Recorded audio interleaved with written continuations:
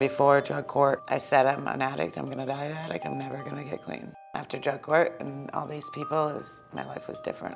My thoughts were different.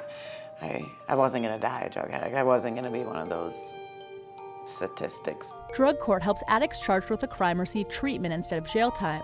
The number of drug courts across the U.S. has grown in the last decade, especially the rate of drug courts for Native Americans. A National Drug Court Institute report with the most recent data found the number of tribal healing to wellness drug courts increased by over 50% between 2009 and 2014. But as drug courts start to gain steam across the U.S., the Sault Ste. Marie tribe of Chippewa Indians drug court has been operating for nearly 20 years.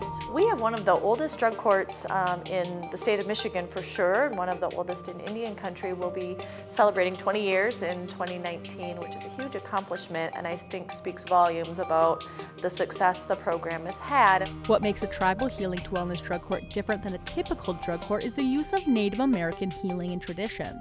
You know, so many people in the midst of their addiction, and our young people maybe don't have that sense of identity. Culture can be healing for people. You know, that can be an important piece of learning their story and learning who they are within the community. Culture can also be prevention. And in the last 20 years, they've learned a lot about what works and what doesn't.